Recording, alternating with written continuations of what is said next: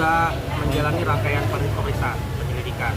Dalam laporan polisi saya yang laporin, mewakili klien saya pada saudara, melaporkan saudara FA. Jadi dalam minggu ini kita ada beberapa pemeriksaan terhadap saksi-saksi yang saya hadirkan, termasuk memberikan tambahan beberapa bukti dan juga beberapa saksi dari pihak-pihak yang mengetahui langsung kejadian tersebut. Oke Pak, bisa dijelaskan kemarin Si Olive sudah diperiksa ya? Betul. Mungkin seperti apa sih Pak dengan pemeriksaan? Iya, jadi salah satunya yang perlu saya sampaikan yang menjadi saksi adalah saudari Olivia Alan, pelaku istri dari Teddy Sumarto. Ya, dia sebagai saksi yang mengetahui langsung dugaan tindak pidana pasal 39 yang dilakukan oleh saudara FA. Karena pada saat kejadian itu saudara Olive ada di lokasi.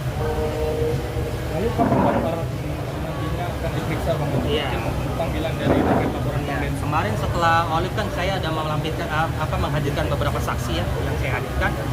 Nah, setelah itu dari penyidik dalam waktu dekat akan memanggil saudara FA untuk diperiksa. Olive sendiri kemarin berapa lama sudah menjalani pemeriksaan dan apa aja yang dipertanyakan? Iya, yang pasti ditanyakan terkait kronologis dan peristiwa yang diketahui oleh saksi. Gitu. Dan untuk terlapor dalam waktu dekat akan dipanggil. Gitu. Kemarin diperiksa kurang lebih 2,5 jam ya. 2,5 jam karena kan ada, dalam hari itu ada beberapa saksi yang saya hadirkan. Jadi dari pagi sampai sore kayak sana. Di antaranya salah satunya apa sih yang ditanyakan oleh penyidik? Yang pasti terkait kronologis yang diketahui oleh saksi. Gitu. Terkait peristiwa tindak pidana yang dilakukan oleh FA. Kita laporkan saudara FA kan terkait pengancaman kan. Gitu. Jadi ya saya sampaikan juga kepada terlapor ya mungkin ingat-ingat lah dia ngancamnya itu pada saat kapan, berapa kali gitu. Jadi kalau dia sampaikan kalau ujaran hajar itu adalah hukum jamin rakyat, nggak mungkin dia sampaikan itu tangan kanan kuburan kiri rumah sakit. Nah, itu hajar itu hukum jamin rakyat apa kekerasan itu ancaman? Nah itu bisa nilai sendiri lah terkenakan media.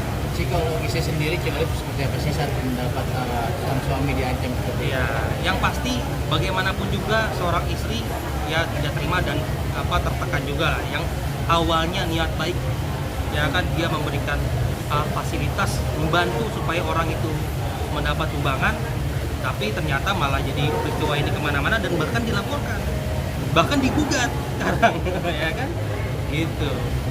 Yang pasti Tapi takut katanya Bang. kenapa? Nggak takut soal laporan itu. Ya kita sebagai warga negara harus dihadapi lah. Itu kan dalam gestur Densu ya mungkin akan menghadapi itu dengan ucapan seperti Dan siap dipanggil. itu pasti. Gitu. Ini kan kita bicara atas laporan saya ya. Gitu. Kakak sendiri juga mengatakan bahwa kemarin tindakan yang dilakukan oleh Densu seolah-olah seperti suap Bang, terkait pemberian niatan pemberian uang 300 juta ya. Jadi begini, kalau kita katanya mau dilaporin KPK juga ya. Kalau silaturahmi ke KPK ya nggak apa-apa. Cuma kalau dalam rangka suap, ini kan bukan ada pejabat negara atau negara yang dirugikan. Di antara mereka kan nggak ada pejabat negara cara, ya kan? Dan posisinya itu memang Densu ingin memberikan uang itu supaya Agus cepat diobati, ya kan, cepat dapat pengobatan supaya dia bisa membaiklah keadaannya gitu. Dan kalau memang ada keinginan yang disampaikan ini supaya tidak melebar kemana-mana.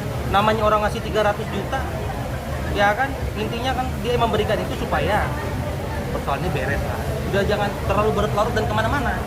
Ini jadi banyak pihak sekarang yang masuk ke arena ini kan. Karena beliau sampaikan kalau memang ingin memberi bantuan tanpa embel-embel. Iya. Kalau memang ada embel-embel mencabut itu berarti dia membeli LP-nya bukan niat untuk membantu Agus. Ya kalau nggak diterima juga nggak masalah sebetulnya kan. Ini kan sebagai syarat kalau memang mau diberikan, ya kita bikin kesepakatan damai dong. Ya kan kita berikan. Kan yang lain juga mau donasi ada embel-embelnya lah. Ada yang mau ngirim air keras, kasih aja. Lebih gede lagi. Gitu. Nah, Bang ini juga Farhad mengatakan bahwa sebenarnya kasus ini tuh sudah hampir rampung. Dimana kalau kita mengingat beberapa waktu lalu ada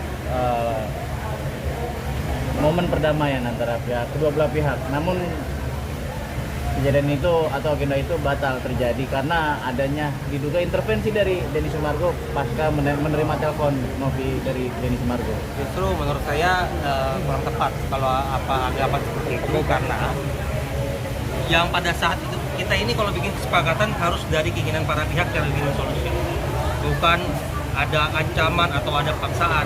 Kalau memang tidak ditemukan titik temu, ya tidak bisa, kita otomatis deadlock, kita tidak bisa menemukan kata sepakat di situ gitu. Tapi kalau yang disampaikan Destu itu dia menyampaikan karena dia tanpa ada dia nggak bisa kumpul duitnya, dia fasilitator di sini gitu. Jadi dengan medianya dia bisa tanyakan rata-rata donatur itu taunya karena media Destu. Nggak kurang tepat juga kalau tidak dilibatkan gitu.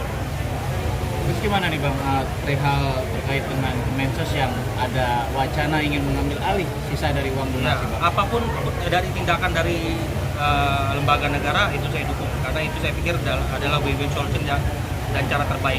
Saya bicara di sini sebagai kuasa hukum Densu atas laporan ancaman gitu. Dan saya bicara dalam koridor saya dan saya sampaikan perkembangannya seperti apa. Tunggu aja, dalam waktu dekat pasti terlapor akan selesai. Tapi kalau bicara ancaman malah Farhad sendiri merasa bahwa dirinya yang terancam karena sudah disatroni rumahnya. Kalau disatroni kan disuruh masuk, disuruh duduk, ya kan, disambut layaknya tamu.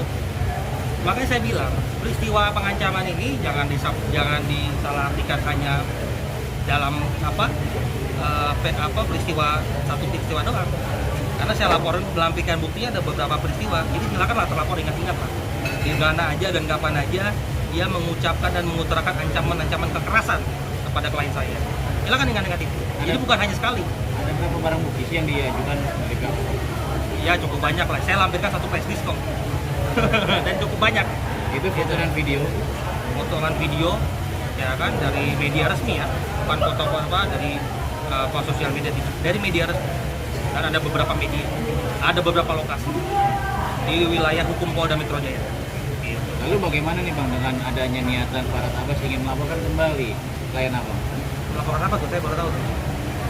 Dirinya berniat ingin melaporkan Denny Sumargo kembali Terkait tadi yang masalah pengancaman tersebut dan ajar itu.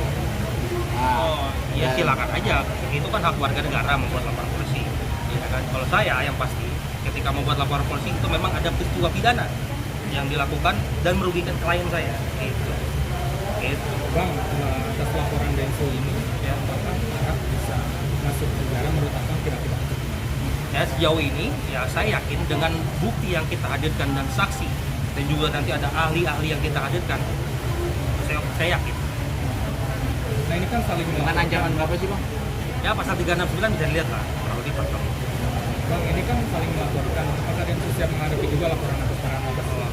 Ya kita namanya dilaporkan itu kan hak warga negara, kita siap hadapi gitu, kita siap kooperatif, ya kita siap buktikan bahwa kita tidak Oke, melakukan pidana. soal yang 350 juta apa katanya dibilang suap gimana sih Bang?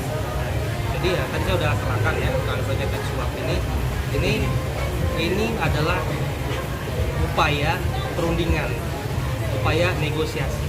Ya kan ketika memberikan itu ya kita pengen nanti ada win-win solution supaya tidak berlarut-larut. Ini antar prinsipal ini kan nggak ada saya di sana juga, murni Densu dan juga sama aku. Gitu. Katanya Farhad mau melaporkan kembali Densu ke polisi Bang. Ya itu hak dia lah, dia mau laporkan siapa juga itu hak dia lah. Dan Densu pun menyesal katanya Bang soal 300 juta ke Agus itu Bang. Iya, jadi sekarang orang mau berbuat baik jadi mikir dua kali ya. Kalau dia salah artikan terus menerus, ya kan? Gitu. Alvin Lim bergabung dengan Farhad gimana Bang? Dan siap membantu soal Agus gitulah mungkin. Saya sih sejauh ini belum tahu ya dia apa memang udah jadi kuasanya atau belum. Saya tidak tahu. Yang pasti kalau memang saudara Alvin Lim menjadi kuasa hukum ya itu hak dari Agus memilih pengacara dan memilih apa untuk dibela oleh siapa dalam perkara ini. Gitu. Dengan percaya dirinya Alvin Lim mengatakan bahwa Agus tidak dapat dipidana. Jika bisa berhasil dipidanakan, Ya. dia rela dipotong kuping ini. Tanggapan Abang seperti apa? Ya karena saya bukan posisi melaporan Agus ya. Ya saya belum lihat juga dari alat bukti seperti apa, lalu nanti belum melakukan analisa terkait unsur pidananya apa saja. Yang pasti saya tidak mau ikut campur ke arena itu. Saya di sini sebagai kuasa hukum Denny Sumargo atas laporan pidana saya kepada saudara FA. Gitu. Terakhir bang, pesannya buat para pekerja. Ya, buat siapa nih Pak pesanan nih? Buat sesama rekan sejawat ya. Ya saya sampaikan kalau memang dalam membela klien ya, upayakan cari titik temu dan win solution. Oke, makasih.